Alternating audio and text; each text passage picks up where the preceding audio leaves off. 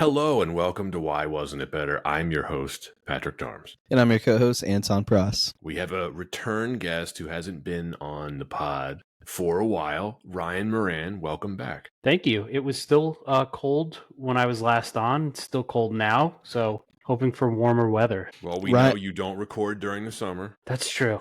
That Ryan, is true. last we recorded, we talked about Sinbad, right? Yes, we did. Yes, we did. We did the infamous Sinbad and his questionable exploits and internet scrubbing. He weirdly could have been in this movie that we're talking about today, and it wouldn't have necessarily been out of place. It's true. It was His that era. family-friendly image that he Yes. cared so much about. He could have played the bank security guard. Boiling acid!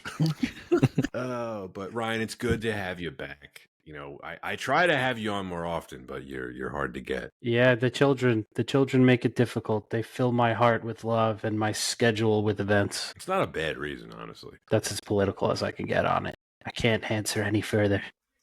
It's okay. We don't need you to. Yeah, I mean, Pat and I are soon on our way to the days filled with just taking care of our soon-to-be daughters. So Yeah, I'm going to start texting you guys like, hey, when can we do another podcast? Hey, when are you guys available? You'll see. The schedule fills up quick, but congratulations ahead of time. Thank you. Yeah, by the time this episode comes out, Anton and his wife will have had theirs. My wife and I will have had ours. And yeah, I mean, you know, Your Ryan, house this is will be actually a zombies. season premiere. This is no ordinary episode.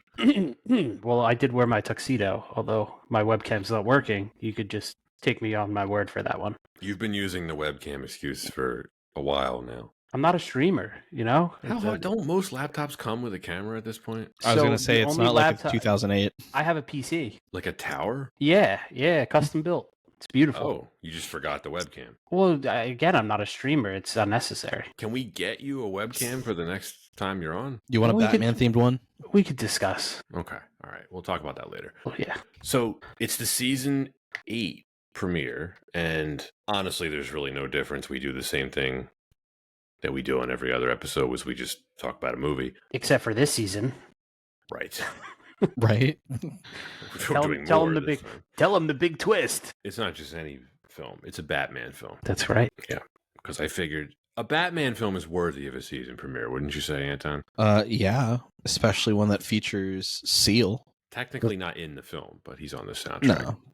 Yeah, But but that in itself warrants a season premiere. A little topical because he was just featured in the last Super Bowl in one of the commercials. It It's was a true. good commercial too. It was memorable. I pointed that out to my family. I was like, you know, he did the song for the Batman Forever soundtrack, and I'm going to record a podcast about that later this year. And everyone just kind of like didn't acknowledge it. You know, I would bet they appreciated that information. You'd lose the money because they didn't.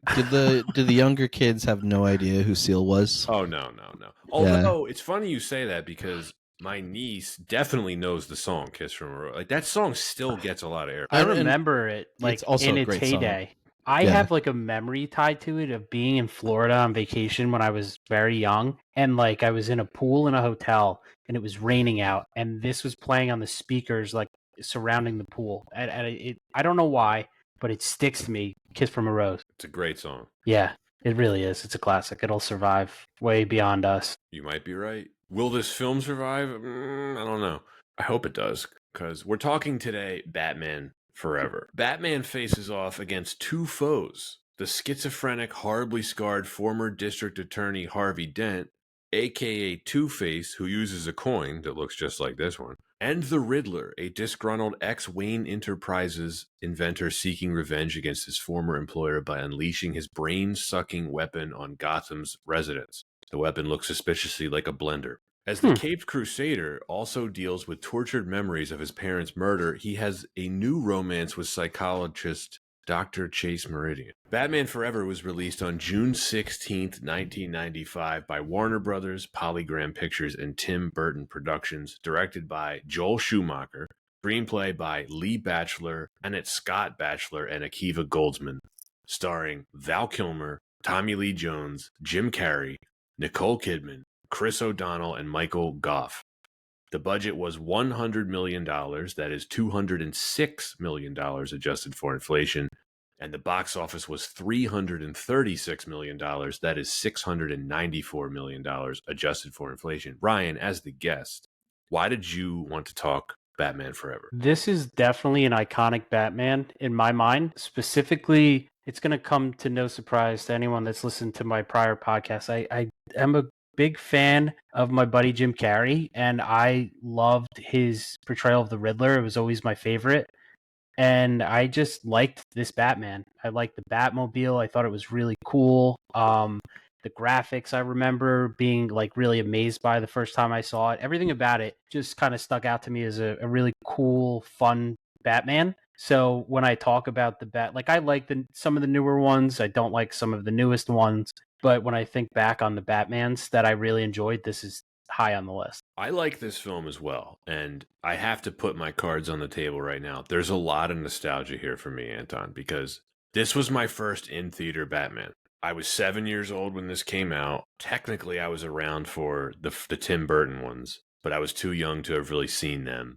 So my first memory of Batman is really the animated series, right? I was a real little kid. I saw the first two Batmans on VHS as a pretty young kid, and frankly they're pretty intense for a little kid.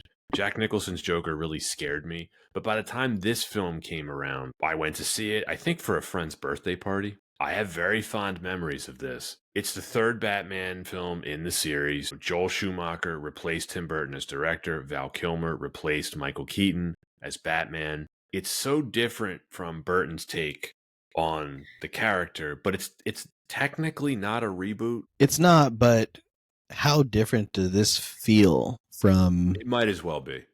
Right, exactly. It was a course correction after Batman Returns. That was considered too dark and too weird for kids. So Yeah. Warner Brothers pivoted with this lighter toned, campier, more friendly, more family friendly. I'll use that word toyetic because that's been applied to this and the film that followed, Batman and Robin. Yeah, executive decision for McDonald's. It was. It was. We covered both the Burton Batmans previously on this pod. If any of the listeners want to check out those episodes, you were much kinder to Batman Returns than I was. I can't stand that film. Really? Don't like it at all. See, I like them. I have much more of a fondness. Yeah, I like the first definitely one. like I like the them. first one. I definitely like both. I mean, it's darker, but I also question, like, is Batman, I mean, maybe this is blasphemous, but again, he's a comic book character, but is he really like a kid's character at all? Like, to kitty it up? It just, I don't see why it's necessary. I like this film for it, but I don't mind a darker Batman. And you look at the recent Batman films, they definitely didn't go kid-friendly on him. No. To answer your question, is Batman a kid's character? I would say depends on which version of Batman you're talking about. Yeah. But my memories of this film, Batman Forever, I mean, this had everything. I remember the marketing. I remember the soundtrack that we were starting to talk about. Ryan, you talked about Jim Carrey. I mean, this was peak Jim Carrey. This was, this was the absolute height of his popularity in the 90s. And then, the neon-drenched Gotham City. It was just a very, very different take than Burton's Batman. And it's 30 years old this year. Its reputation has kind of suffered over the years, Anton. Like it seems to be clowned on. And the reason why I'm so glad that we're covering it is I've always thought that this gets very unfairly lumped together with Batman and Robin. It is so easy to forget how successful this film was in 1995. It didn't do well critically, but it made an enormous amount of money. It made significantly more money than Batman Returns. It's a different take on Batman, and I think it's a perfect choice for why wasn't it better. Yeah. I mean, it was not my first Batman in theaters. That goes to Batman and Robin, but... Ooh, Batman Forever. So many memories. And also checking this one out at the library a lot and watching it on VHS. So if there's some nostalgia tied to this for you, Pat, definitely for me as well. Some films are impossible to separate from nostalgia. And this is, I think I'm probably in the minority on this. This is by far my favorite of the original four Batman movies. I don't think it's the best of the four movies, but it's my personal favorite. I would agree with that. That's why I wanted to have you on for this episode, Ryan, because you're one of the few people that does agree with me on that. Most people look at me weird when I say that. It's a good film. It's a fun film. It's fun. It's not meant to be taken seriously. Other movies that bring back memories from 95. I saw this, Toy Story, Casper, Pocahontas, and Jumanji in the theater. Some good ones Yeah. and some bad ones. Jumanji was a big one for me. I love Jumanji. I love it too. Is it a great movie? No, but I enjoy it. The VHS for that movie goes hard. Robin Williams, anything. I mean, he was in bad movies too, but for anyone our age, Jumanji means a lot. Yeah, for Yeah. sure. That and Flubber. Flubber. That was. I don't think I've seen that since theaters. What was No. that, 1998, 99? That I era, would think yeah. very few people have on purpose watched that film after the first attempt at it. Yeah, I mean, understandable. So this ended as the 6th highest grossing film of the year internationally, but the top 7 is pretty jam-packed, Anton. They all finished within $30 million of one another. This was the second biggest movie domestically, so in the States, behind only Toy Story. And just to give the listeners, if anyone's not familiar, just with how big Batman Forever was, at the time, this was the biggest opening weekend of all time. It broke Jurassic Park's record. It grossed $52 million.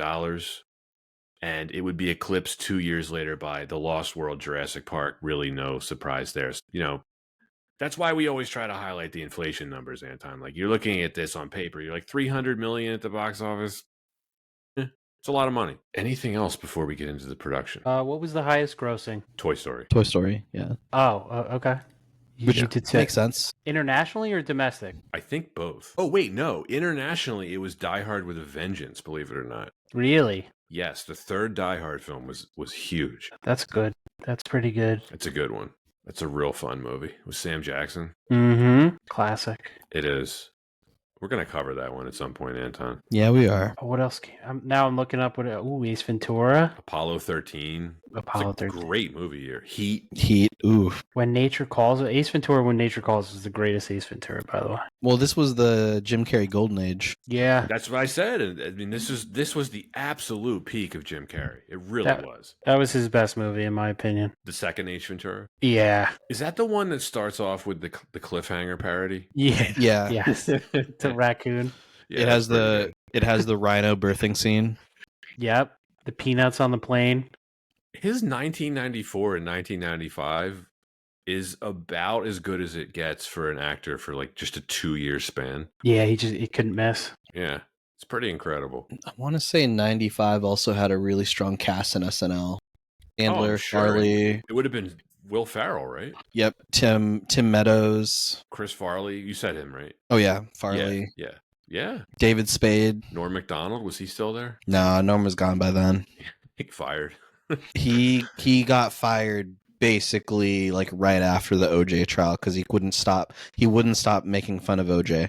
Yeah, that was a heck of a year for movies. Braveheart, same year. Obviously, 7-year-old Pat wasn't seeing that in the theater, but we just covered that one recently, Ryan. Braveheart. Yeah, good review, bad review. Oh, Great great review. review. Yeah. The only reason we covered it is that it's considered one of the quote unquote worst Best Picture winners, so I thought that would be a good excuse to cover it. Yeah, I guess. Yeah. But really holds up. I bought that on 4K with Gladiator. It's like a 2-pack on Amazon.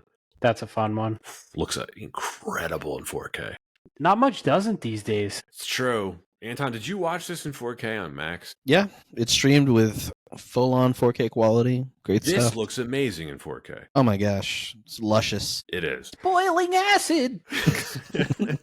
I love any costume reveal. It just looks so cool. I thought it was odd that they gave them all nipples on their costumes. Yeah, that's one of the widely criticized. Yep. Except for his sonic radar the detector. Sonar experimental. Sonar. That one they got rid of the little pepperones, but the other one's like, what are you doing? What is that? Gotta have some suit variation for the toys. Yeah, it's just weird.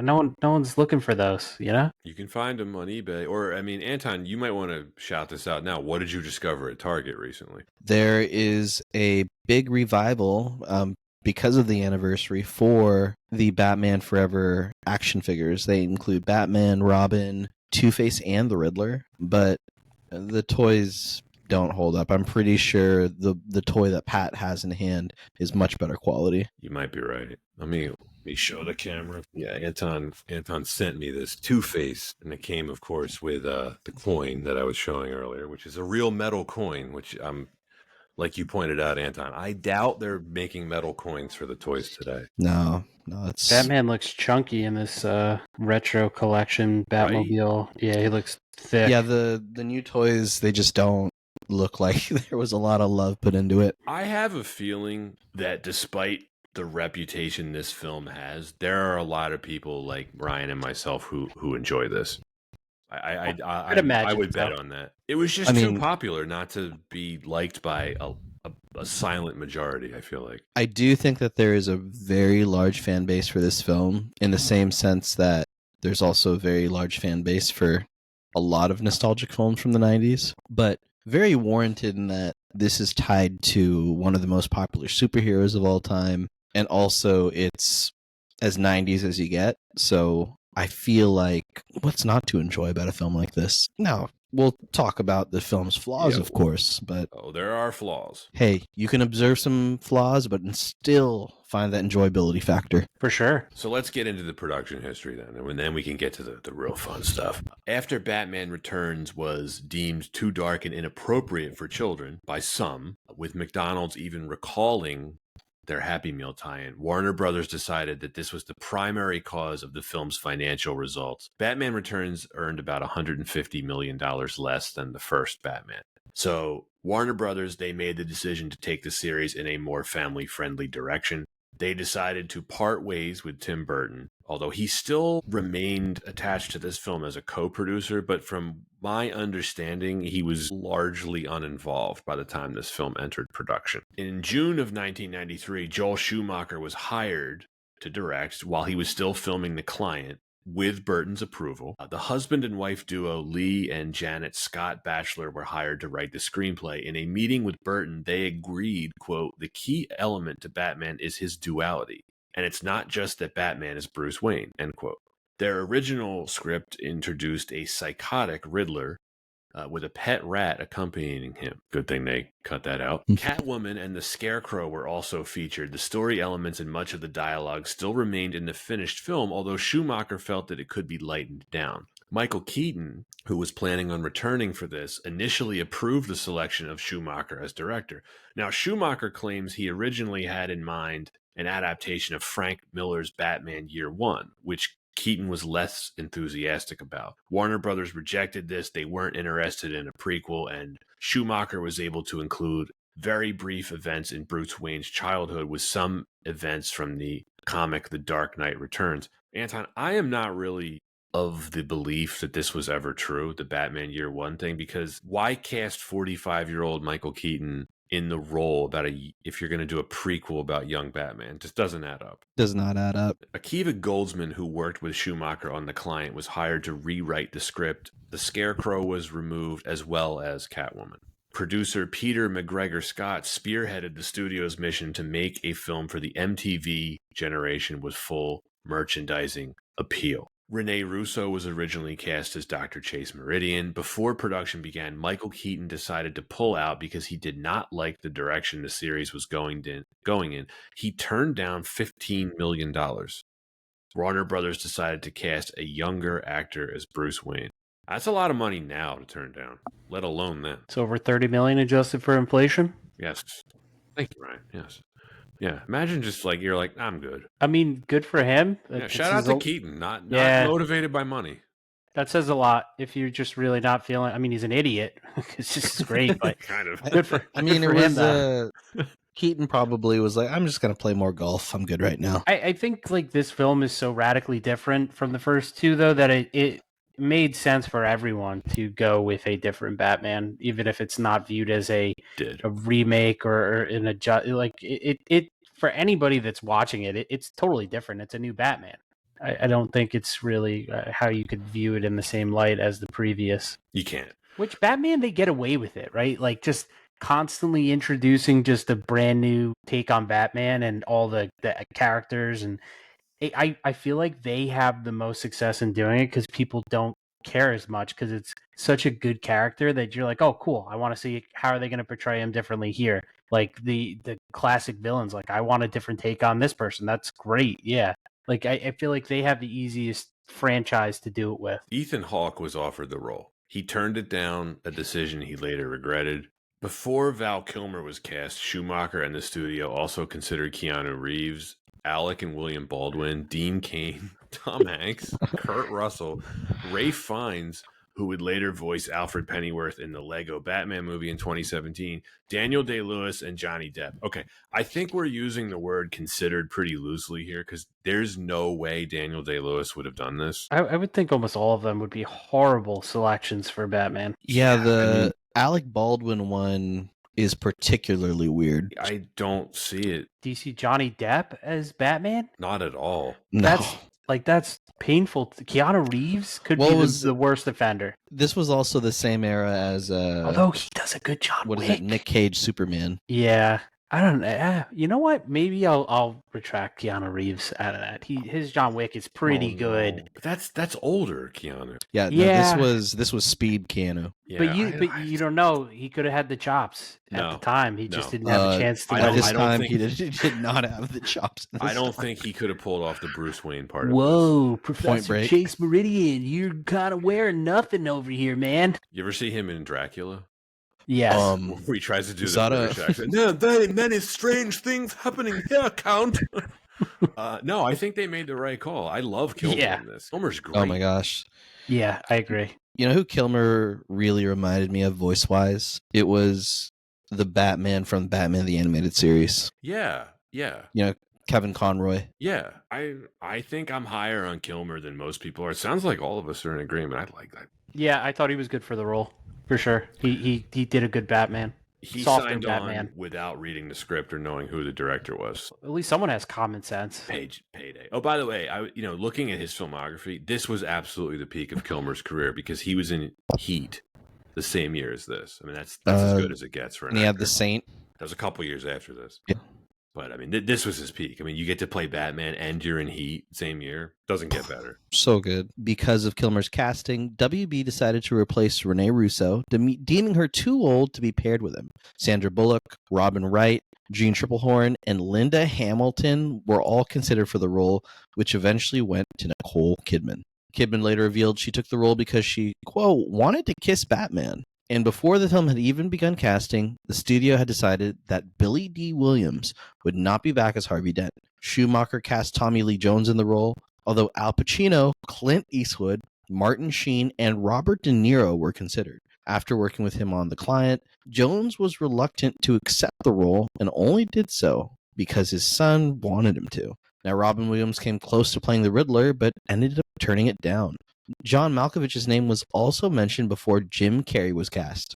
Brad Dourif, who was Burton's original choice to play the Joker and Scarecrow after, Kelsey Grammer, Mickey DeLance, Matthew Broderick, Phil Hartman, and Steve Martin were said to have also been considered.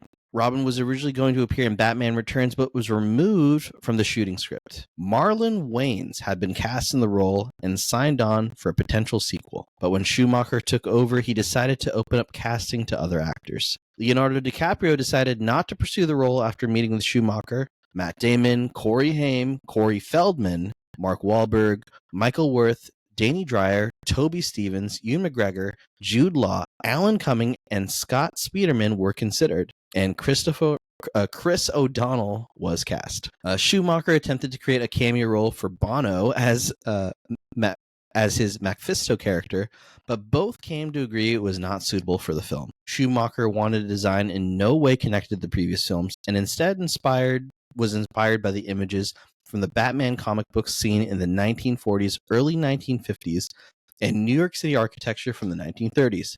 With a combination of modern Tokyo. He also wanted, quote, a city with personality, with more statues as well as various amounts of neon. He hired Barbara Ling as production designer. The neon really showed. H.R. Geiger was initially hired to design a new Batmobile, was considered too extreme. For any listeners, think the man that inspired Aliens and their design. Principal photography took place from September 1994 to March 1995. Schumacher and Kilmer clashed during the making of the film. Schumacher described Kilmer as, quote, childish and impossible. reporting that he fought with various crewmen and refused to speak to Schumacher for 2 weeks after the director told him to stop being rude. The soundtrack was very successful, selling almost as many copies as Prince's soundtrack to the 1989 Batman film. Only 5 of the songs on the soundtrack are actually featured in the movie. Hit singles from the soundtrack include Hold Me, Thrill Me, Kiss Me, Kill Me by U2, and Kiss from a Rose by Seal, the latter of which became a #1 hit. And the song was all over the radio in 1995 and all over our hearts to this day. Absolutely. Six Flags created a great adventure theme park, rethemed their Axis Chemical Arena to resemble Batman Forever, and the new show featured props from the film. It did not fare well critically and sits at a 40% Rotten Tomatoes score. That's why Rotten Tomatoes is garbage. It can be. It's always wrong. Yeah. I search poor Rotten Tomatoes score movies so I could find what I want to watch next, and I always love them. This is one of them.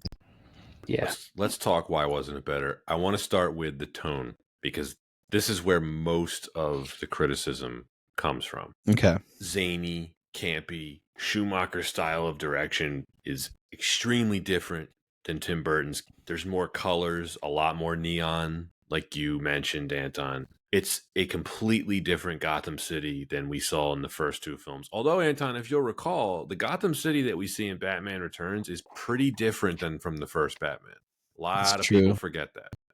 It's true. But it's fair to say the tone was absolutely in stark contrast to the Burton films. It was. Yeah, I don't see how that makes it a negative, though. Like, I get people expect a certain thing, but it was a great Gotham. I love the look of this film. Yeah, it just wasn't dark. It was still Gotham. It's not somewhere you want to walk around at night, but, you know, you have your neon light, black light, back alley thugs, like, glow in the dark. You know, it's fun. If I'm going to get mugged, I want my guys to be glowing in black light. Fair. It's a fair request. Yeah, just give me a little black light party while you take my wallet.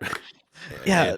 Anton, Roger Ebert described this as, quote, great bubblegum for the eyes, end quote. I love that quote. Oh, that's a really fun one. I mean, if the first Burton films were a rejection of the campiness of Adam West Batman, I feel like this was an adaptation and also a very cognizant take of what was trending at the time. How much of this just screams what was popular in the 90s? A lot of it. Well, also, too, not just the Batman series, but Silver Age Batman. Yes. This oozes Silver Age Batman.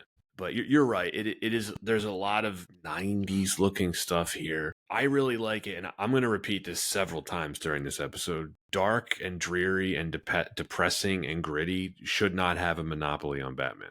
No, and it's a very particular take, and everyone has their preference for the Batman that they enjoy, and I feel like this is just a really great example of more of an embrace of that campiness and a dark city that doesn't necessarily have to literally be in the darkness.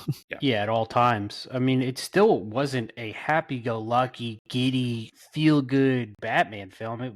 There's still plenty of darkness. It just a little more visually exciting. Yeah. And I got into a quasi-argument with somebody about this once, about they were making fun of Batman Forever. And it's so much goofier than Burton's Batman. It's so much campier than Burton's Batman.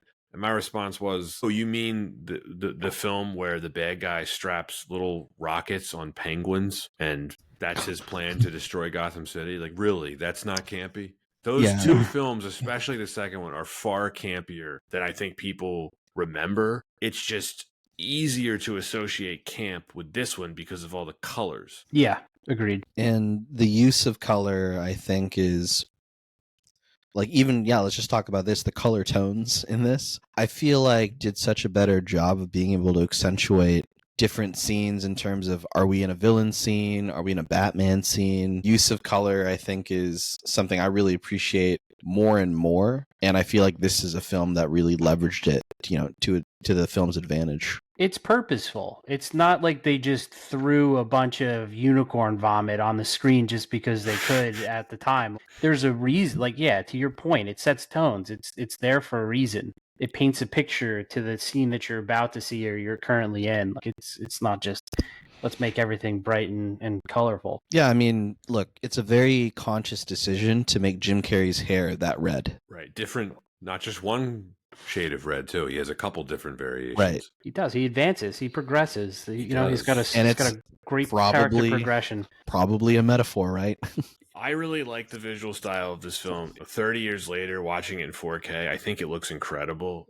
Anton, did you know this was nominated for Best Cinematography? Yes, and, Deserved. Props to it, right? Well, the intent from Schumacher was to make this look like a comic book come to life, and I think he absolutely succeeded. He did exactly what was asked of him. Okay, if you want to criticize this for being more family friendly and lighter than the previous two films, okay, that's fair. If that's a subjective thing, but he did everything that was asked of him. Yeah, 100%. Like I could comfortably sit down with my 4-year-old son and watch this, but I can promise you, not for a long time would he be like, "Oh, I want to watch the Batman." Like it's still not geared towards the family setting. It's not geared towards children. Just because it has colors, it's just easier to watch around them, in my opinion. I'm not cringing. I mean, there's a couple, Chase Meridian's a little cringy, but outside of that, her dialogue in particular. I mean, look, I'd say, the tone, they definitely upped the camp here. I think it's consistent. I like it when a film has consistent tone, and I may have written this down later, but in case I forget, I'll mention it now, Anton. I think one thing's indisputable of an improvement over Batman Returns is Gotham City looks so much bigger in this film. The scope and the vastness of Gotham is much more impressive to me than Batman Returns, which I said on that episode, it looks like it's filmed in a warehouse. Yeah, that's a really good call out. I think the spatial geography of Gotham, it does feel bigger. And that's why you also need a bigger Batmobile. The only place I think they lost it was the Big Top. That was so tiny in there. What kind of circus is that? Yeah. For a Gotham, I mean, it was small. Well, it's a traveling circus. It's a traveling circus. Yeah, but it was supposed to be this big grandeur event. They could have gone a little bigger. It was 4 rows of stands in total. It was wild. I thought it was a little silly how apparently everyone was just watching the circus on TV. It's just a big deal in Gotham. Yeah, that's what I mean. It's supposed to be this major event, and you just kind of that whole scene kind of there was a lot in that scene that bothered me. If there was ever going to be a plot hole, it's just my thought process on there would be no circus promoter that would just allow for like free streaming of a circus show. It's like, no, you get button seats and you get people to pay for tickets. Well, it was for charity though. Yeah. Oh, that's fair. No, I mean even more like if it's for charity. Yeah. You're right, Anton. I think consistent with the tone of this film, another thing I like better about this than Burton's take is they correctly introduce Batman's no-kill policy. He kills openly in the first two. Mm-hmm. And he doesn't do here, which is much more faithful to the comics. He does do a murder, though. He kills Two-Face. That's true. He definitely, and right in front of Robin, too. He was kind of a slap in the face. He did it. Oh, he did it. So yeah. Robin wouldn't have to. Oh, when we get to that, remind me to bring it up, because in the novelization of this film, Two-Face's death is a little bit different.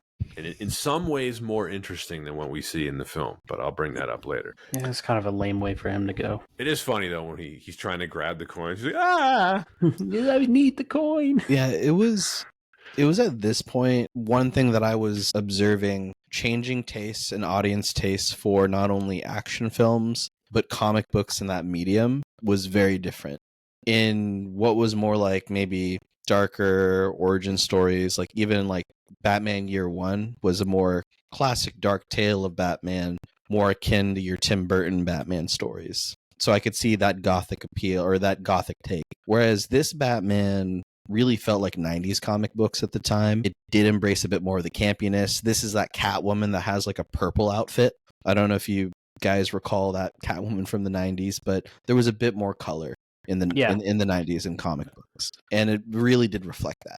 And I feel when we even think about, my favorite Batman the animated series, this was also kind of along that same progression of a bit more color in the series, some campy dialogue, but also a bit of humor in that dialogue, which I know that this film really embraced. Yeah, I think at times the campiness does work against this film. The most clear example to me is when the Riddler and Two-Face discover Batman's real identity, and they invade Wayne Manor, and they just they destroy the Batcave. That's a pretty horrifying concept that they handle, I think, pretty flippantly here. You have the Riddler just parading around the Batcave, tossing those bombs. Really top-notch defenses that he has. Just a stupid alarm. Yeah, You see what I'm getting at?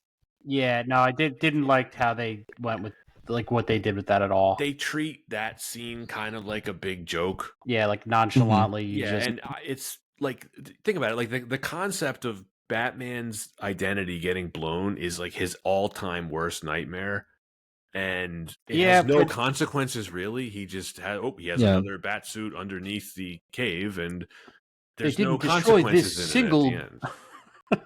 This single suit, Batman. Yeah, but when you talk about how important his identity is, talk about another reason that the Big Top scene really just kind of pissed me off, when he just stands up and screams, I'm Batman, and then jumps down to the floor and just starts fighting everyone. No one picks up on that. Not one person kind of is like, oh, Bruce Wayne's just beating on every bad guy down here. Like it just, I don't know. I didn't like that at all.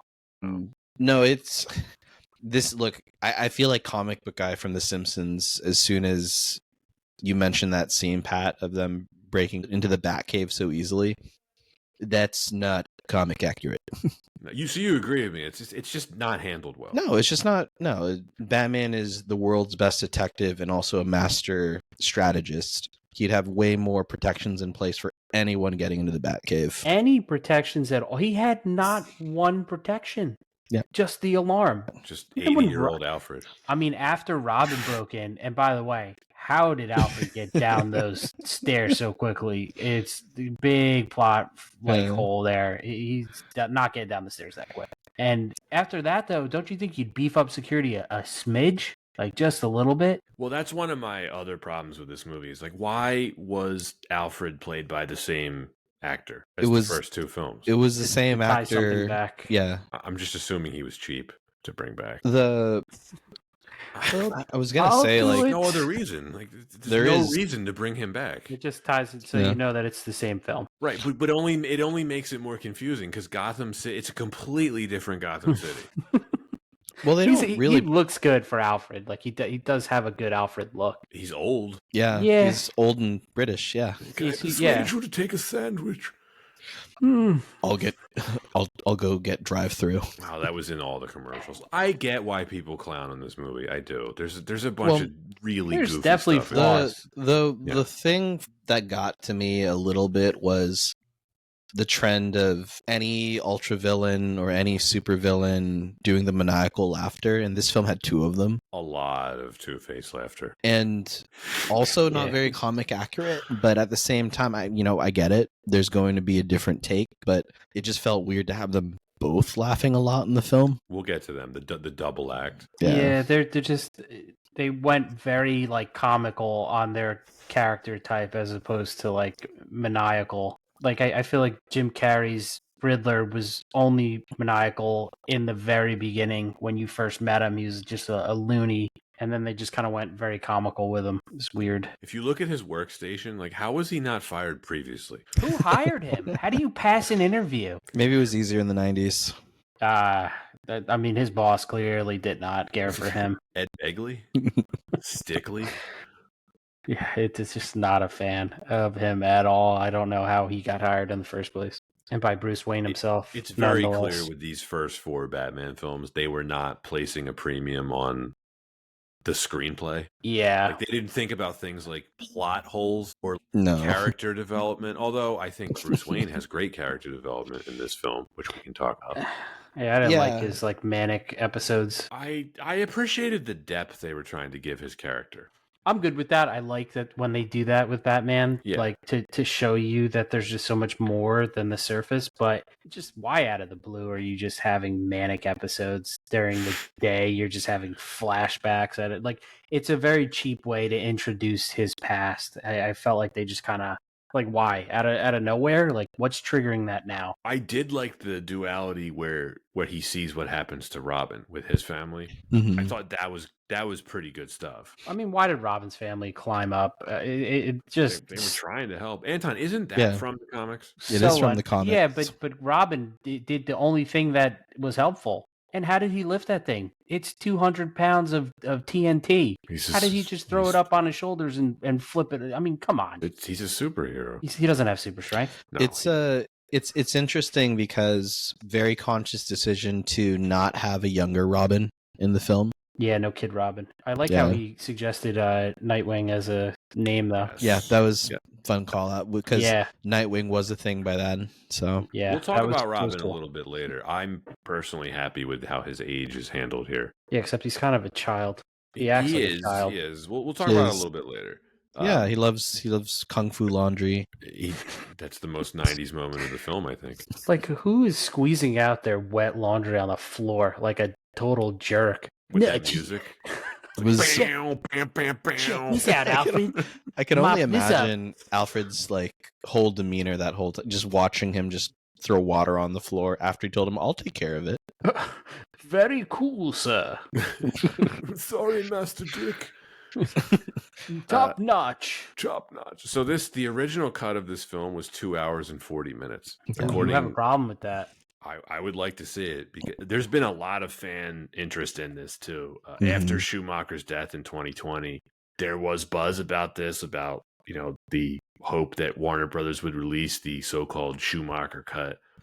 Kevin Smith was trying to get it released, but with all of the internal strife at Discovery Warner or Warner Discovery, unfortunately, it is unlikely to ever see the light of day. You can find a lot of the deleted scenes on YouTube. Yeah, and Kevin Smith claims to have a copy of the Schumacher cut. Wouldn't you like to see it? Absolutely. Yeah, for sure. Why not? I could have taken more of this Batman. I wasn't 100%. Never felt bored. Never felt like anything was being dragged out too long. There were some scenes that I didn't care for, but it definitely wasn't like, ugh. The way I view the tone of this film, I just view this like the James Bond film Moonraker. It's stupid. Like it's stupid. It's consistently stupid, but the consistency is why I appreciate it. I think that if there's ever been a criticism for other films, it's either tones all over the place or there's no commitment to the direction in a film. This knows what it is. It does. True to itself. It is true to itself. True to its heart. They picked a lane. They stayed in it. Anton, was that a Mulan reference? Yes. Excellent. I thought that might have been. They picked a lane. They stayed in it. It's extremely campy with some serious moments. Number 2 reason why this wasn't better, we can talk about the production, the style. I think it works for you or it doesn't. A lot of people just don't like how this movie looks, which we were sort of touching on earlier. High Top Films on YouTube described this as, quote, the visual representation of a kid reading a comic book, end quote. Just like the Ebert one, that I completely agree with it. Yeah. I really feel like I'm watching a comic book come to life. Yeah, which I guess it depends on your perspective, but I think that's like cool. Like that's what I kind of want. I wrote down some shots in here that I think really are iconic, and one of several reasons why I do have time for this film. I still love the Warner Brothers logo right in the beginning, just morphing into the Batman logo. I think it's awesome. That's pretty cool. It's a good touch. The suit up, where you just see the close-ups of him putting the suit on, I think it's great. And the side battering. It looks awesome in 4K. Incredible. Sharp blades. Two-Face's slow motion coin flip with the bat signal in the background. Can you give us a flip just so they could hear the actual metal? Yeah, let me know if this picks up. It does. Oh yeah, it's there. Yeah, Not that time, but love this. Like, thank you again, Anton. This is just incredible. Of course. Incredible. It's okay that mine's plastic. It's okay, mine's not movie quality. Batman surviving the explosion when Two-Face tries to kill him in that, I guess it's like a subway station they're revamping. And then when he emerges out of the flames, awesome shot. Just the fire in the background with the weird like Predator cape activation. Yeah, the like fireproof thing he has going on there. Yeah, he hits the Predator like pad and then it just starts like doing the invisibility cape. It was cool. The shot before that where he jumps off the building, I know it's not the best CGI 30 years later, but it really is cool with the music. And then probably the most iconic image from this film is the giant green question mark being projected over the bat signal. Love it. I love everything about the image of the Great. Riddler in this was fantastic. And then my favorite bit, when he finally partners up with Robin right before the climax where they're going to go to Claw Island, their dialogue that they have together, the handshake, and when just the music hits. I still got chills watching this the other night. I really did. Thank God they brought the boat too, right? By sea or by air. How about both, Batman? It has so cheesy. It has a very optimistic feel to it. And I think like if there was a distinct feeling from the Burton films, there is more of an optimism to this Batman film. And that's why I like it. Yeah, you feel like they're winning the whole time, pretty much. Yeah, and at times it works against the film, like we were talking about when the Bat Cave gets raided. It doesn't have the emotional impact that it should. Yeah, no big deal. Yeah. Now, go ahead. I distinctly remember when the Riddler throws two of the bombs like on the side of the bridge that they have, like into the water. Like, what did that do? It did nothing. You just threw it in water. It's not destroying anything. There's nothing down there. It was such a comical destruction of like the most iconic layer in comics, pretty much. And it just, yeah. Well, at least the prototype is still functioning. Don't like it. Didn't like it. I think the effects are a step up from the previous two films, Anton. I mean, some of the CGI definitely just wasn't there, but I do appreciate the ambition they were trying to do with showing like the long sweeping shots of Gotham City. Again, like I said before, it looks so much bigger than Batman Returns. Yeah, and not only there's practical effects here, of course. You know, a lot of stuntmen were jumping from very, very tall heights. That the shot where he jumps off the skyscraper, you can watch the making of it on YouTube. It was done with a giant miniature, and the Batman himself was CGI, and you can tell it's CGI. But I remember that blowing me away in the theater in 1995. It was definitely a cool effect. Yeah. There's also kind of this shot that I obsess over, Anton, right after Chase Meridian summons him with the bat signal wearing lingerie and essentially gives him, a false alarm. I like when she's like, "You sure about that?" Should have fined her. Yeah, honestly. Go ahead, Ryan. It's got to be a massive bill, like for falsely summoning Batman. Yeah, what kind of gas mileage do you think the Batmobile gets? Ooh, what is it? What about the carbon emissions? What is it about? It's just blasting a flame. 10 miles to the gallon, maybe? Or is that generous? That's on the highway. No, that is too. I think just starting it up uses the whole tank. Yeah, it's just a gross misuse of funds. I mean, I guess he's got them, but God, how do you just turn on the bat symbol? And everyone can see it. It's amazing how everyone's looking outside all the time. Yeah, from any part of the city, you can see the bat signal. Yeah, and people think about how often throughout the day you're actually looking outside when you're home. It's not very often at all, but they always see it. Alfred, did you see the bat symbol? Yes, sir, I did. Well, how? What were you doing? You were in the mansion. Out the window. Commissioner Gordon showing up in his pajamas, just what the hell? Okay, that was a little silly. Dr. Chase, you're naked. What happened? Why are you wearing lingerie? Just looks sleepy. This shot, though, that I really, really love is it's from Chase's POV after Batman leaps off, jumping down he goes like through a highway overpass, and like he goes right down into the Batmobile, and it's really very cool shot. Yeah, very cool shot. And you see it's a bunch of CGI, and you see his shadow on one of the buildings. What I love about it is you see all the layers of the streets of Gotham. And again, it does a lot for showing the scope of it and how much bigger this film feels than the last one. Mm-hmm. Yeah, it shows how ambitious Schumacher was with wanting to capture, I guess, scale, right?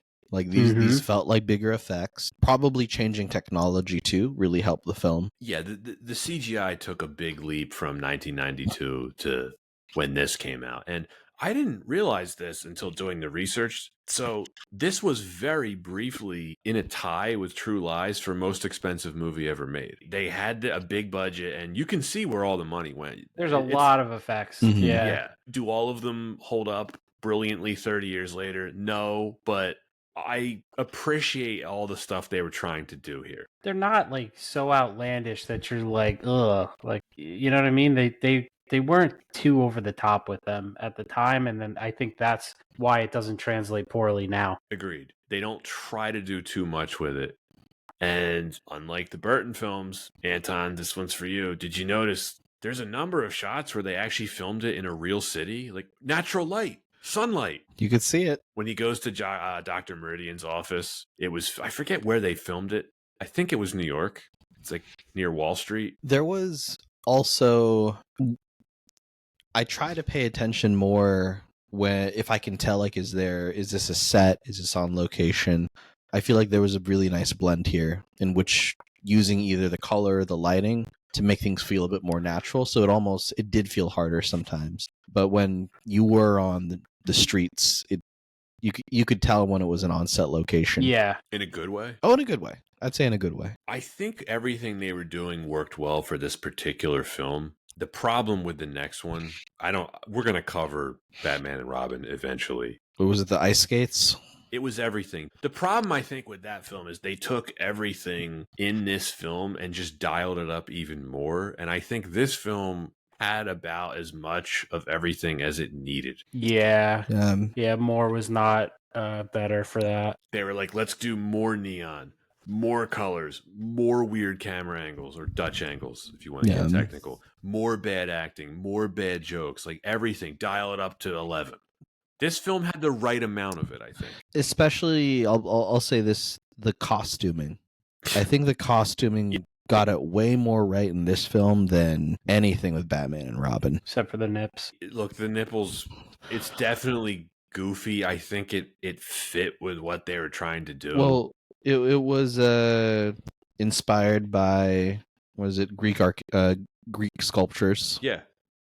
I get what they were doing. I understand.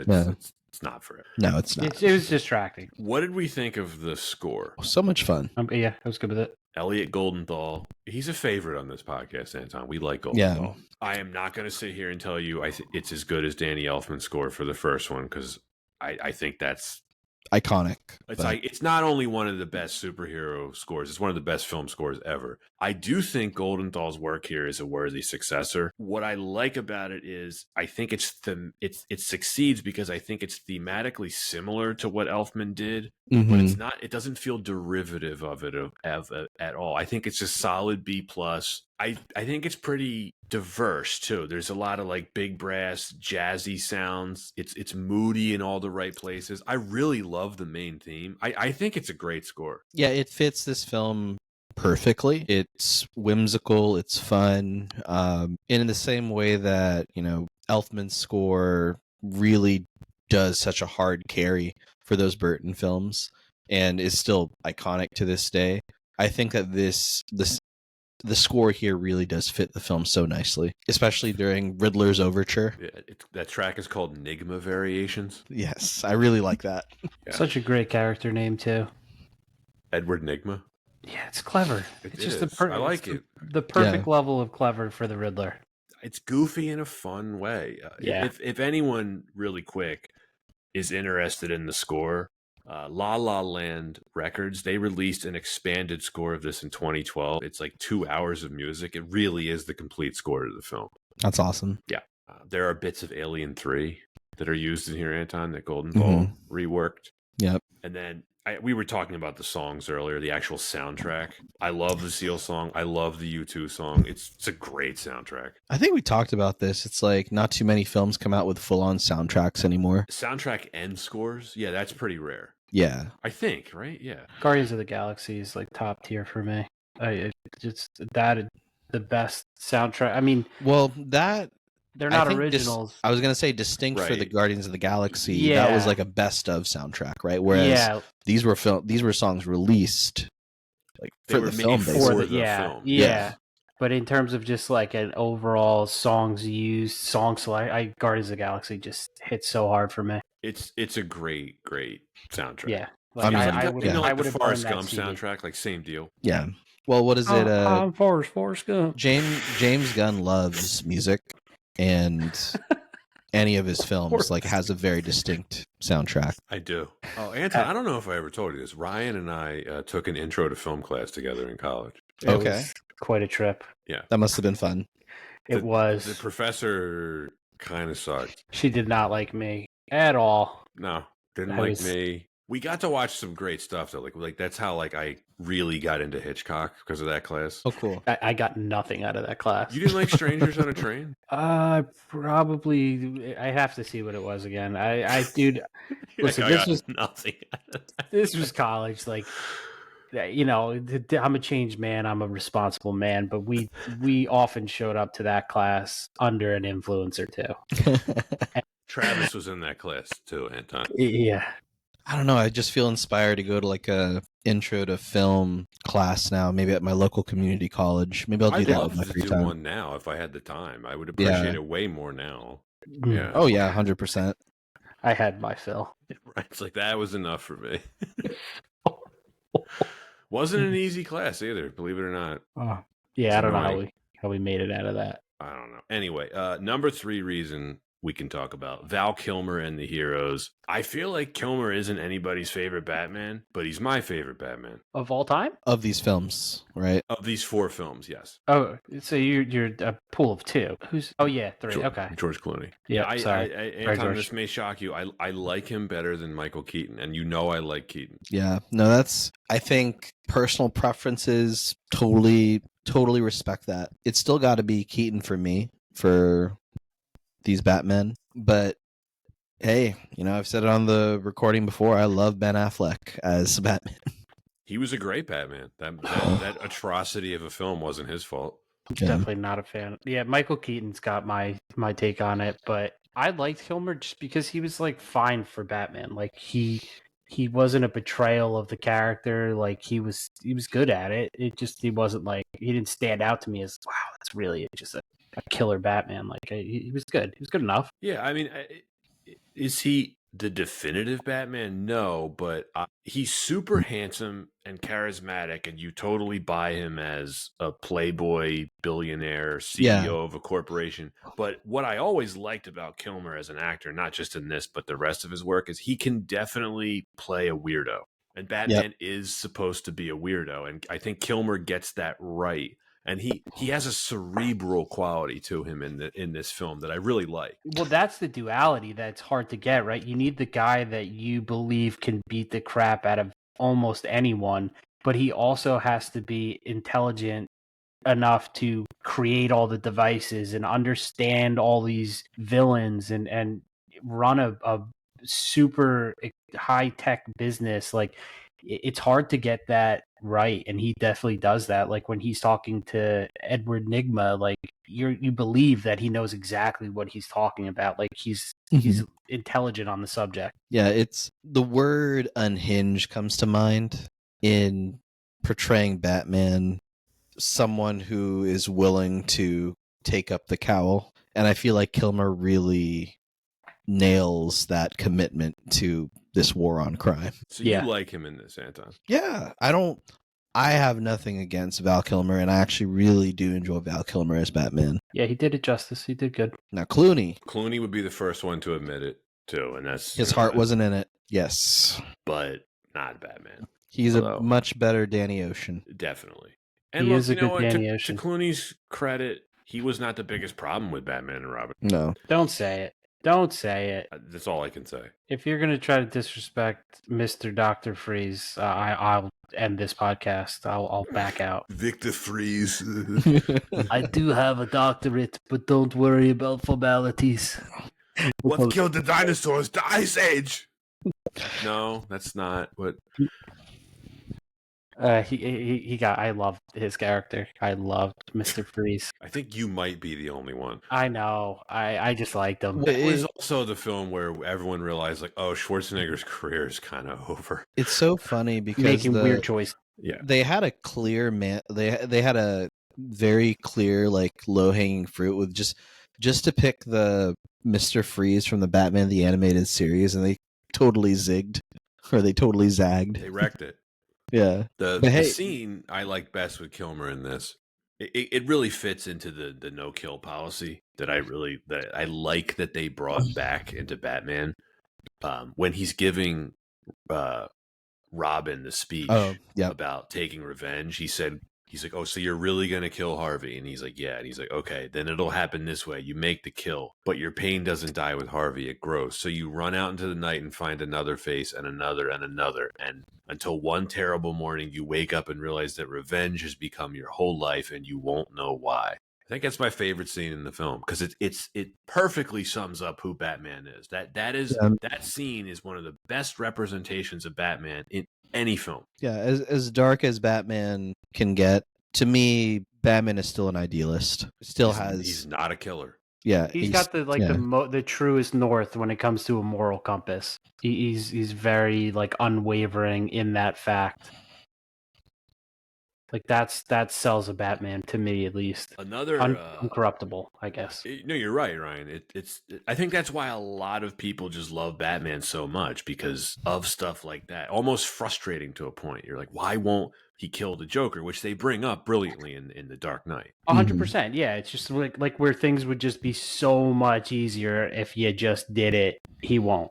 And that's the exact reason which he says in that animated film Under the Red Hood I really liked. He when resurrected Robin asks like, why won't you kill the Joker? And he says because it would be too easy. A big upgrade for me, Anton, over the last Batman film is, unlike that one, I think you'll have to agree with this, Batman gets the proper amount of screen time here. He's the actual main character of this film. Absolutely. Feels like a comic, right? There's two villains in here, and yet I think both Batman and Bruce Wayne get enough screen time to give them their due. Let's give a shout out to the henchmen. I think henchman costuming really went a long way with this film. The Two-Face crew? Yeah. Yeah. Kind of like wrestler outfits, right? Yeah, kind of like Nacho Bane? Libre. Yeah. A little Bane? There was definitely Bane-esque, but I thought they did good. And I agree. You got the right amount of screen time where it was Batman focal point, development, enough of the villains. I mean, it's hard because, again, Batman franchise definitely likes to stuff multiple villains in a film. And if you do it right, it's great. But if you don't, it's just like you're like, this villain is iconic, right? So you want to make sure that you get that experience of who that villain is. And they did it. They did it all right in this. I like the way that they, 2 is enough. When we were talking earlier about how they were thinking about adding Scarecrow and Catwoman, and it just would have been overkill. Too many. At that point, it's too many. Like they did in the next film. Correct. Yeah, it was just way overboard. You just had way too many people. I also thought they balanced the other duo well, which was, of course, Batman and Robin. That's always been one of my favorite things about Batman. I know this is maybe controversial with some comic fans. I've always liked the concept of Batman and Robin teaming up.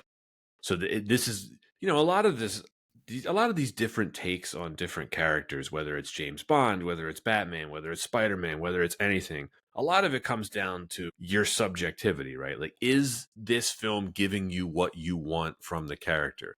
This film checks a lot of personal boxes for me. As a kid, I always wanted to see Batman and Robin teaming up on screen, and this film gave me that, and I think they do it right in this film. It's really a shame they didn't in the actual film called Batman and Robin. It's such a stink bomb, but they had a lot of characters to balance in this film, and I think they got it for the most part right. Yeah, and when I think about, I don't know, I think I'm maybe talking about Batman and Robin a little too much, but yeah, I feel like there's just a very strong, faithful commitment to the comic book, but also artistic vision. And not often do we get the balance that goes as well as it does here. And I don't know. I feel like this wasn't as much of a creative decision driven by a cash grab, but of course there is the money aspect involved of, even wanting to make the film in the first place. But I don't think that it sullied the artistic vision that we ended up getting. Yeah, I don't mind Robin as long as, like, I like a Robin that's competent.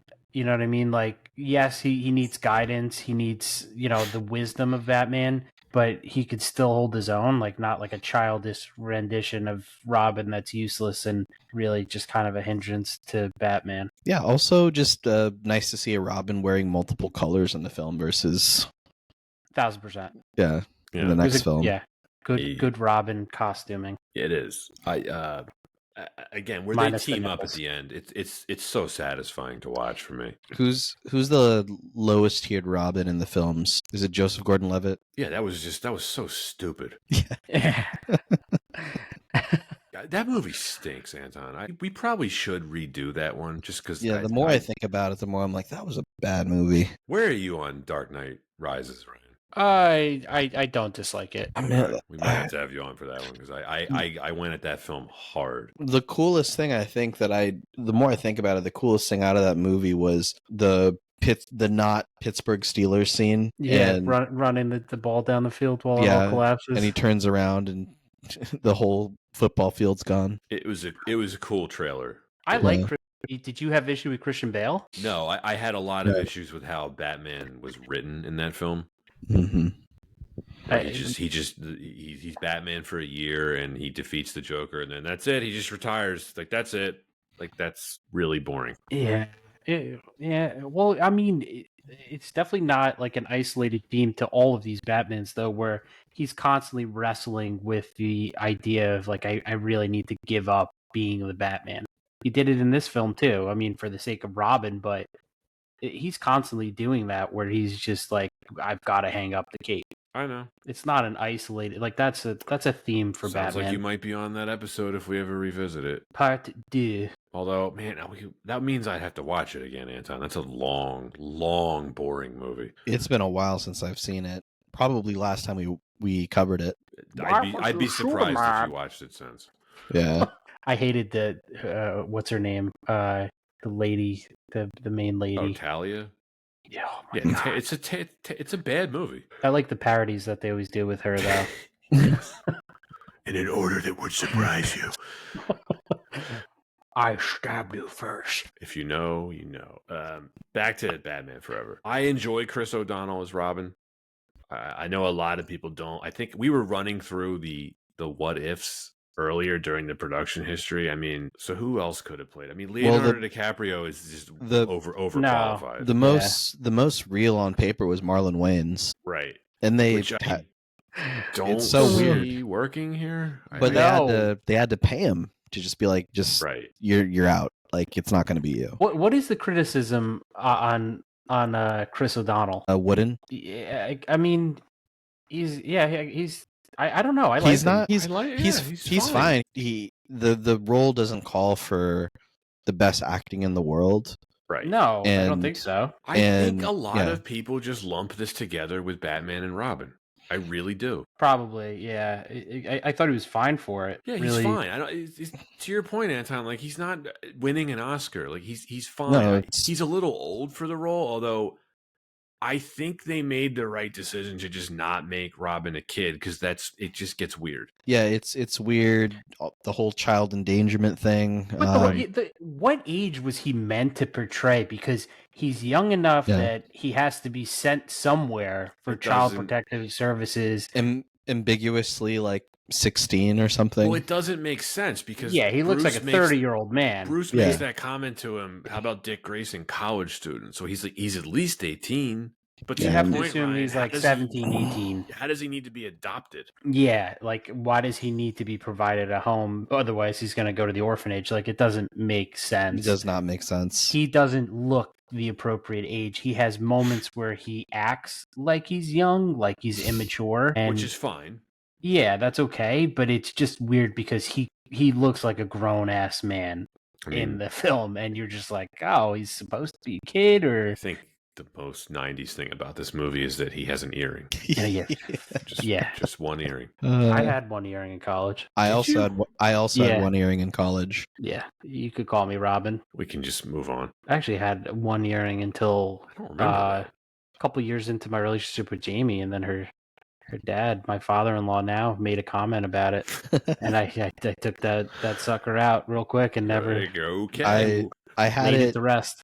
I had it in my ear until my first week at work, and I took it out. I was just like, I got a job now. I'm an Time to adult put now. these childish things away. I'm an adult now. I can use my money on Pokemon cards. What do I need this earring for?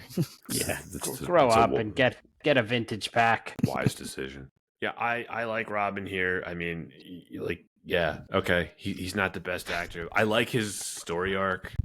In the novelization, I mentioned this earlier. I was gonna bring this up. So at the end, he has the opportunity to kill Two-Face, and he chooses not to. He forces Harvey to confront himself, and then Harvey commits suicide. No, he doesn't. That's baloney. Or does- Batman This is in flat the out this murders was him. in the script at one point. Okay, well, Batman murders him in front of him, and it doesn't seem like he made it. He came to terms with, I'd rather see you in prison, and I think he truly wanted that. And then Batman murders him. So Does Batman murder him, or did he murders him? Well, but Harvey didn't have to try to grab the coin. First of all, him and Dr. Chase Meridian spoke about how the coin was his Achilles heel and could be used to exploit him. They did. You're That's right. why he had a pocket full of coins on him. And what did he think that was? Okay, so say in a perfect scenario, he expected him to not fall, right? What did he think throwing a bunch of coins in the air was going to do? Momentarily stop him, and then they're still screwed. They're in a completely vulnerable position. And not from nothing, he just dove down and saved the both of them. Couldn't he have bataranged Harvey's ankle and saved him? It's just he wanted him to die. Let's just face it. Murdered. It's because the boiling acid. Oh no, that's my hearing aid. Yeah, also, that was an odd piece in there. It was. It was. Young man, can I borrow your hearing aid? Can we talk about Nicole Kidman in this? Smoke show. She looked great, but it really came on strong. She's thirsting for Batman. It's I don't want to skip your comment about looking great. Nicole Kidman's never looked better. That was the best she's ever looked on film. This had a major impact on 7-year-old me in the theater. Good for you. Yeah. The scene where she's under the bed sheets, I remember being like, wow. And now Nicole Kidman is still in very sizzling roles, except now she's playing like the executive office MILF. Is she still doing the AMC commercials too? Oh yeah. Yeah, I mean she's aged, but she doesn't look all that different. No, she looks good for her age. We've talked about this before. Like you need to see Eyes Wide Shut. Yeah, eventually.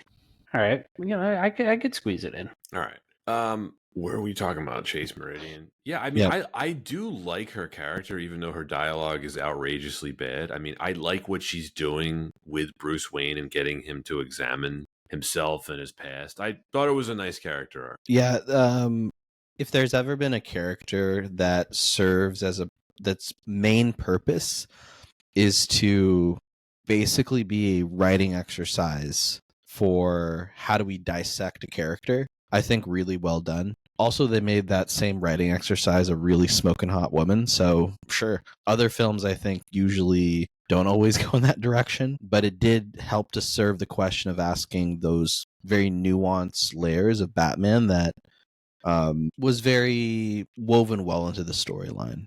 But some of her dialogue was also a little questionable. Yeah, I hate to say it. I wish she was less aggressive. It kind of was Hot like entrance. over. Yeah, it was very over the top. Where it was just like, what is wrong with you? Like you're supposed to be like this super intellect, like psychologist. Like yeah, I guess my image there is more reserved and like thoughtful, and she was just like a dog in heat, like from the get go. It's just like, geez, like spray her with a water bottle and calm you down a little bit. I think my perspective is I've never taken any female lead seriously when it comes to any love interest for Batman, just because knowing it's Batman, it's never gonna last. Yeah.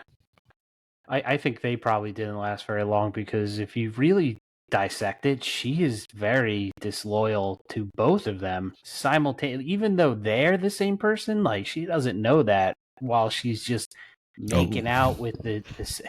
Come to my place at midnight. First of all, why are you asleep? You told Batman to come to your place at midnight and you're sleeping in your bed and you're naked and then like what a jerk. Like, you know what? I just realized I like someone else. Sorry.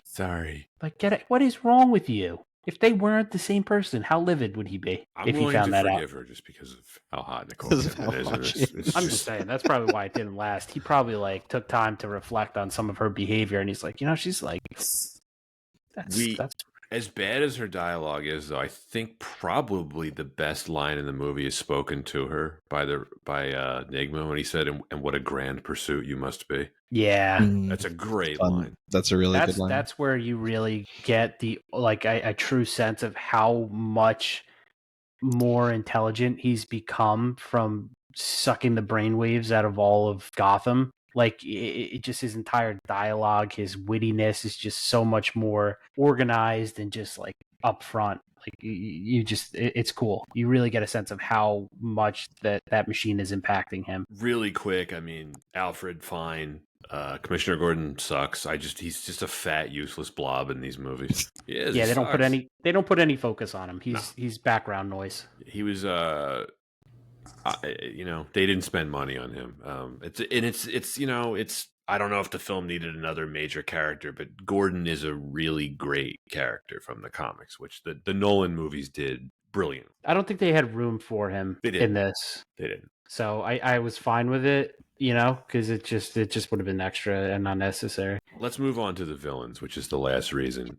Starting with Jim Carrey as the Riddler. I mean, he's completely over the top. I understand why certain people dislike him in this film. I think much like Joel Schumacher, Anton, he did everything that was asked of him. And the tone was on point, and it was consistent, and it's what the movie called for. And his outfit was awesome. But some people hate it. They're all memorable.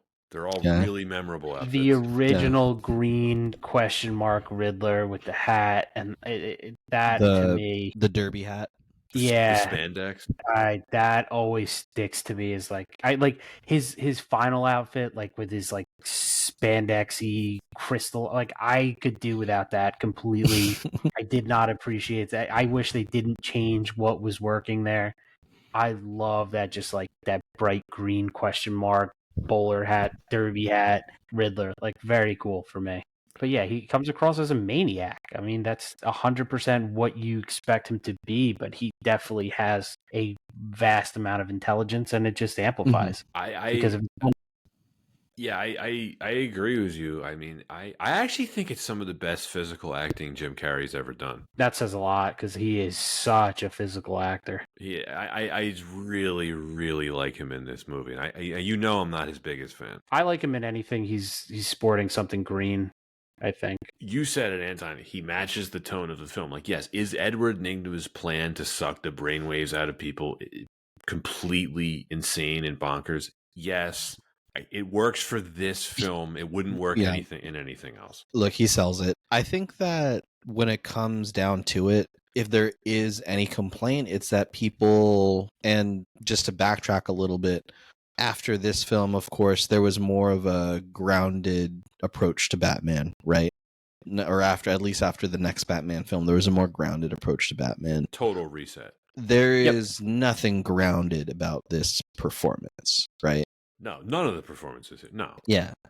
But I totally can appreciate, again, a commitment to the tone. There's no question what the assignment was here. Yeah, they delivered. They delivered on what was asked of them. They were convincing, and they were fun.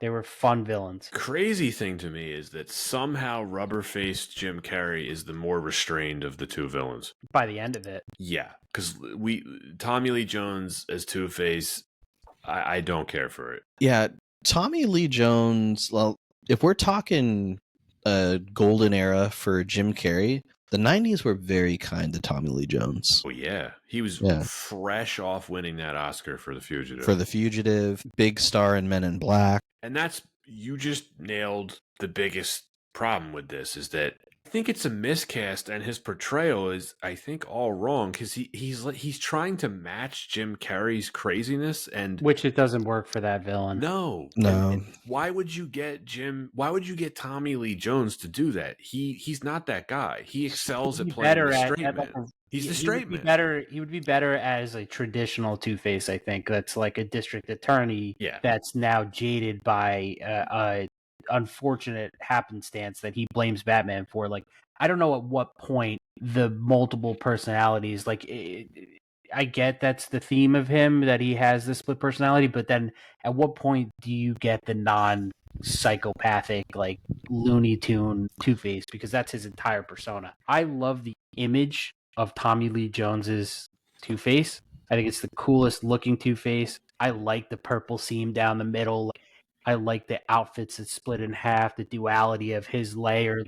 I love that character in its image, but yeah, the character itself was like a little too like weirdly giggly, crazy weird. He's constantly screaming, constantly laughing. He's completely unhinged. And I agree with you, Ryan. I like the visual look of this Two-Face, but Anton, in some ways, Two-Face is maybe the most interesting of the Batman villains because in if it's portrayed correctly, like I think you get in The Dark Knight, the Nolan movie, you should be feeling sorry for Two-Face, and that's why he's such an interesting villain. None of that's on display here. Yeah, Two-Face has always been one of those villains that there are a few villains that you can pull up as a bit of a mirror to Batman. Like, this could have been you, basically. And this is not that Two-Face. This is just a very maniacal, like, I use the term unhinged before. And I think if an actor sees that on paper and say, okay, how am I going to play unhinged? There's a way to be a bit more subtle about it. Or there's a way to kind of do it at 11, which was how Tommy Lee Jones did in this film. The whole time. Yeah, it was just like no subtlety. It was just too much. At what point do you believe that he was the district attorney? You know what I mean? Like, no, you would never buy that. Like, Dark Knight, like you said, like, I could appreciate that. I believe that he was a district attorney. Like, they spent a lot more time building his character to where it got. Right. But like, you believe that he was a very honorable, like, trying to do the right thing and stand for justice. And then the situation happens. Like, Tommy Lee's guy he's just a psychopath. Like, at what point does he turn into such a maniac of a villain? It doesn't make sense. The scene at Wayne Manor too, where he's flipping the coin to get the result that he wants, that's a complete betrayal of the character. And yeah, his acting choices are baffling. I mean, you're not going to outgoof Jim Carrey, and it seemed like that's what Jones was trying to do. Good luck. Yeah, I'm not really sure if he understood the assignment. Maybe this is what they wanted from him, but yeah, it's hard to say. I can't emphasize this enough, Anton, where he's just flipping the coin until he gets the result he wants. That's not how the character works. No, it's a yay or nay. But it is, if we're going to, pick nits here, it is more of that campiness or over the topness that does fit the film's aesthetic. Yeah, it definitely goes with the tonality of the whole film. Yeah, and I feel like it's one of those cases where it completely fit for Jim Carrey, but it's one of those opportunities where, wow, this really could have been a great balance of a film that maybe would have had a better retrospective for a lot of people if there was kind of a commitment to a more serious Two-Face character. I think the film needed it. I agree with that. But we got what we did, which is just, again, the film knew what it was. This film was never going to approach a more serious tone, because that wasn't what was going to sell things at McDonald's. No, I to this day give that character a lot of forgiveness and leniency, just because visually, like I said, though, I just think it's the coolest portrayed looking Two-Face in a film. Like, I just really loved everything about how he looked. I agree with you, Ryan. Have either of you read about Tommy Lee Jones's behavior on the set during the filming of this. Oh, just being a complete jerk to Jim Carrey. Yes, he did not like Jim Carrey. This is one of my favorite quotes of all time, and I try to use this in real life situations. He told Jim Carrey, quote, "I hate you. I really don't like you. I cannot sanction your buffoonery." And and the context behind that too, Jim Carrey, as I'm sure you'd imagine, is just genuinely a nice guy on set. Like, he wanted to get to know the fellow actors, wanted to get to know the cast, but he was always just brushed off or just given the cold shoulder by Tommy Lee Jones. And then that's when he actually confronted him and say, "Hey, like, why don't you like me?" And that's what Tommy Lee Jones said to Jim Carrey. Schumacher said, quote, "Jim Carrey was a gentleman and Tommy Lee was threatened by him. I'm tired of defending overpaid, overprivileged actors. I pray I don't work with them again." Question for you both, because it seems like we all like Carrey as the Riddler, though. How much would we have wanted to see Robin Williams as a Batman villain? Oh, I would have loved it. I mean, I don't know if he's physically imposing enough to be as a superhero villain. Yep. Yeah, I would be so interested to see it. Yeah. But and not to take away from his body of work and what he's capable of and what he was able to do, but I don't think he could pull it off. I don't know what type of character. The Riddler is probably as close to his like typecast as you can get, because it's that goofy sort of like Jim Carrey did, but I just don't see how he could pull it off. I think he could have done the Riddler. I think he absolutely could have been a great villain from a cerebral sense.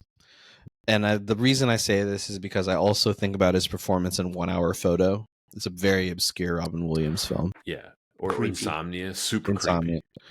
And if he can do that, I feel like maybe 90s Robin Williams, maybe. But again, I just don't know if people can really go to a film, see Robin Williams and say, yeah, you're a convincing villain, because it's also a reason why he didn't portray a villain a lot. I would have loved to have seen it. I mean, he was 0 for 2 getting Batman villain roles. You know, he missed out on being the Joker in '89. That worked out well for everyone because we got Nicholson. And then he was up for the Riddler here and didn't get it because Jim Carrey got it. But it's fascinating to think about. I'm trying to think. Was so good in the role, man. Was there a particularly hairy Batman villain? Because that could have been Robin Williams. I can't think of any. Oh yeah, maybe a Man-Bat. Maybe that's it. You just have to have like the prosthetics for costuming, and then he completely changes and morphs. That is one of those villains. I don't know how that would work live action. Not well. I don't think. I don't need that. I don't need to see that. That's a great example of where animation, you can just do so much more with it. Yeah, even totally different superhero franchise. Andrew Garfield's first Spider-Man, they had the Lizard. You guys saw that, right? Mm-hmm. Yeah. And that Lizard was not great. Same concept, right? It's just like, why that one? And then in the second one, they did Electro. Completely blue Electro. Spider-Man, I think, is like, for some reason they just cannot deliver on villains. I thought they did a great Doc Ock. I love Spider-Man 2. Yeah, I'm with you there, Anton. You know I love that movie. I like the first one. Willem Dafoe as Green Goblin. I liked. Mm-hmm.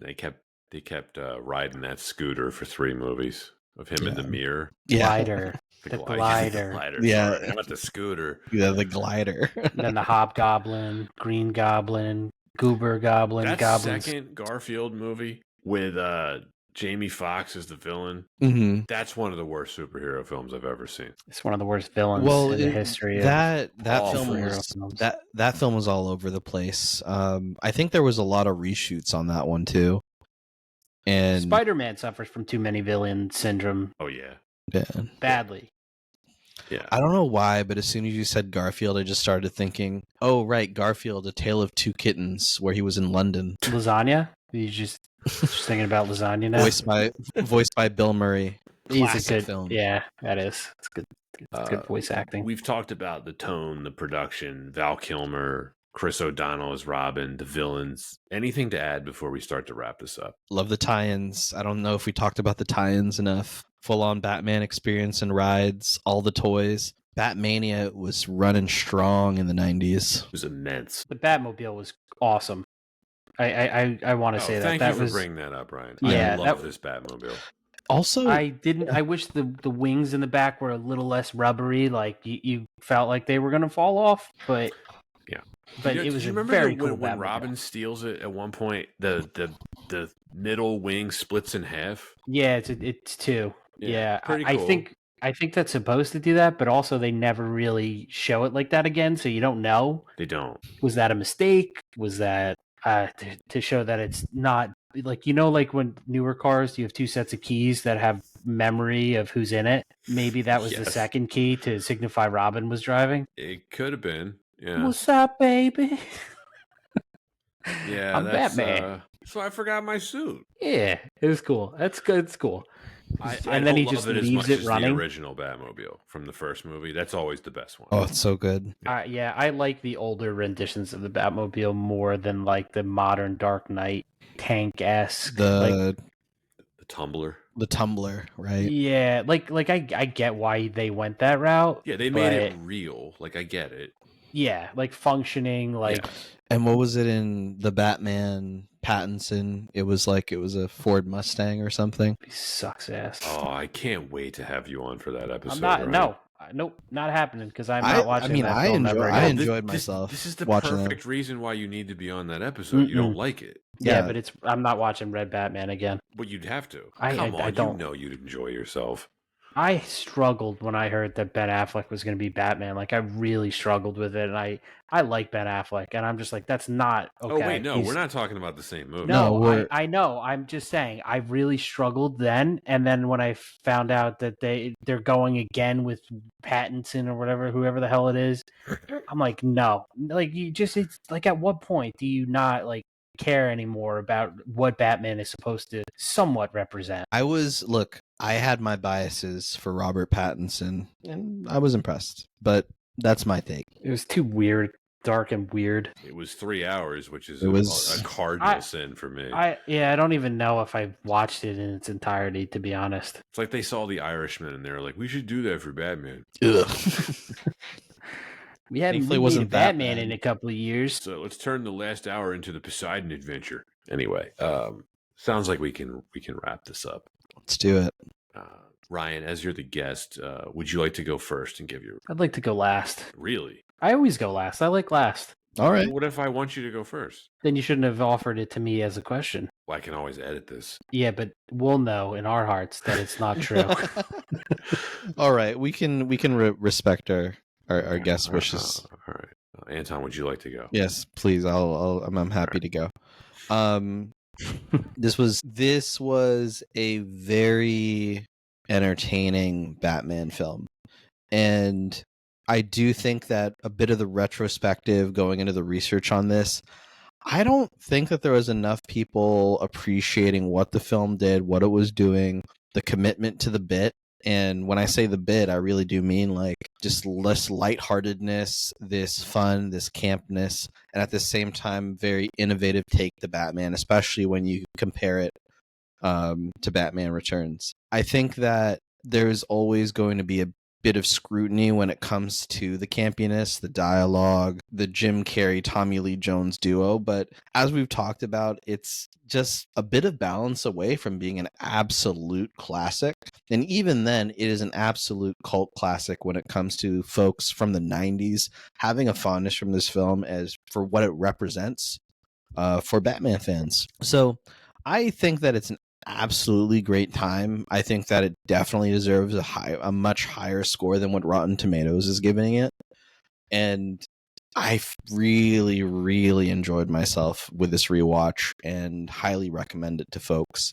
Val Kilmer is a great Batman, and I think that he needs his praises sung. So I go ahead and give this film a very solid B. Wow.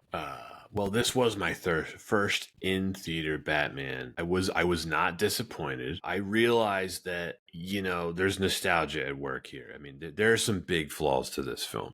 Tommy Lee Jones is pretty bad as Two-Face. Jim Carrey's Riddler, you like it or you don't. I like it. I think the campy tone of this film clashes with some of the serious elements which we were talking about. I don't think this is a great film, but I think it's very enjoyable. I still believe that this looks like an actual comic book. I will defend the film for what I think it does well. I like the visual style. I really like Val Kilmer. He's my favorite Batman of the original 4 films. And I really appreciate how this film tries to explore the duality of his character of a bit. I love the soundtrack. You know, I mentioned this earlier. It's like, what do you want from Batman? For me, this gave me more of what I wanted than its predecessor, Batman Returns. Batman is the main character. I think there's better action, which we didn't even really talk about, Anton. I think the action is a significant upgrade from the last film. There's better cinematography. There's better music. There's a lot more color. Dark and Dreary should not have a monopoly on Batman. And we get Robin. I wanted Robin in this film and I got it. I think the excesses of Batman and Robin spoil a lot of people's opinion of this. Visually and thematically, they are similar, but that film took everything that this film did well, in my opinion, and turned it up to 11, and it was just too much. So I do think pretty highly of this film. And, well, now I'm in a bit of a bind, Anton, because you gave this a much higher score than I thought you would. And I feel like I like this film more than you, and now I feel pressured to give it higher score than you, but I can't. See why I like going last? Yes, I get it now, right? So I gave the first Burton Batman a B minus, and I gave Batman Returns a D. So I think I'm going to give this a B minus, the same as Burton, because I think there's some really big flaws in this film, and I feel really weird about doing this because I feel like you shouldn't be ranking this higher than me. That's Maybe fair. I feel like you do like it more, or I I do like really it like more it. than you. I do really like it. I don't know if it's I haven't been able to express it as much, but I think if So I think a film that can be true okay. to itself, I have all the time in the world for it. I have to go B then, because Oh. here's why. I actually really, it is my favorite of the 4. And and I gave the first one a B minus. So yeah, I'll go B here. I'll go B. Anton, you messed me up there. This is why I have to go last, because I'd like to use you guys as like my true north to make sure I don't say something out of, left field and outlandishly high. Anton, you hid that. I did not know you liked this movie that much. It's really good, man. I think all of us are in the minority, or are we? We'll find out when this episode releases. I don't think we are. I think this is just a classic Rotten Tomatoes skew on a good film. Well then, Ryan, now it's your turn. Yes, I agree with the vast majority of the sentiment you both shared. I think it's a fun take on Batman. Is oozing nostalgia for me. I loved it as a kid. I loved it anytime I saw it thereafter, although not frequently. And I was so pleasantly surprised at the rewatch for this that I was like completely into the movie the entire time. I enjoyed it. I sat there, and the things that I didn't like about the film, I was just like, oh, come on, like that's stupid. But I still laughed at it. I thought parts were funny. I liked character portrayals. I liked the actor selections. My biggest critique is definitely Tommy Lee Jones's performance as Two-Face, and its kind of betrayal to how I envision the character itself. But the way that he looked really almost just net zeroed that entire image. I love Jim Carrey. As everyone knows that have listened to any of my episodes, I'm biased towards him as an actor. And the Riddler might be my favorite Batman villain in general. So the fact that I liked his performance as the Riddler and it felt true to me really is another big driving factor as to why I enjoyed this movie.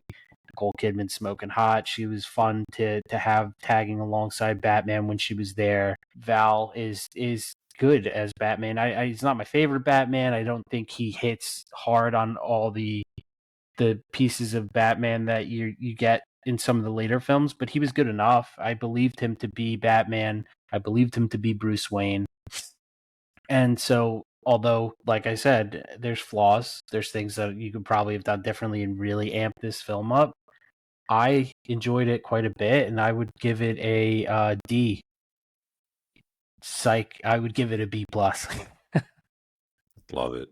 Nice. Oh, just a love fest for Batman Forever. It's a good film. It's fun. Fun. It's It is a lot of fun. it's Easy to stupid, but it's recommend to fun. anyone. knows I what would it is. gladly tell somebody to watch this. This is pure fast food for me. Yeah, a little guilty pleasure. Yeah, definitely a guilty pleasure. Well, that's it for Batman Forever. Ryan, this was a great time. I had a blast. This was a fun one to talk about. This was definitely easy flow too, because it's just such a good film. There's so much good content to discuss. Love it. Well, we will have to have you back sometime soon. Hopefully, before Christmas. My summer hiatus. Yeah. I feel like if you wanted to squeeze this into summer, you could, but we'll talk about that later. Let's see how things go for the two of you. You've got massive life changes on the It's horizon. true. Beautiful, Very beautiful true. things. You're not wrong. You might be in a different mindset, but the show will go on. It will. I mean, that's the Yeah. thing. It's like whatever mindset we're in, we're committed to this now. So Yeah. yeah. No, Well, I agree. well, anyway, we'll figure that out later. It was a But pleasure as always, though. Thank you guys for having me on. Always love I having really you on. do. Always enjoy it. Well, that is it for our season 8 premiere. Next week's episode, Anton, or this weekend's episode might be the new Pixar movie, but we'll see. We'll play that by ear. Are we talking about A Bug's Life too? No. Elio, Did you see they're Elio. Did you see they're coming out with A Bug's Life too? Of course they are. I just saw something about it like Is there today. I did older not- IP that Disney can exploit? Of course they will. Yeah. Oh, man, it's like that was already just if that was supposed to be based on like one Akira Kurosawa film that never had a sequel to it, I don't know what they're gonna do. We'll find out, Anton. We'll talk about it. If you are listening on Spotify or Apple Podcasts, please give us a follow and a 5-star review. Be sure to check out our YouTube channel as well. As always, you can find us on Instagram, Twitter, and TikTok. And if you want to support us directly, we have a Patreon. Links are in the description. Thanks for listening to our Season 8 premiere, and see you next time.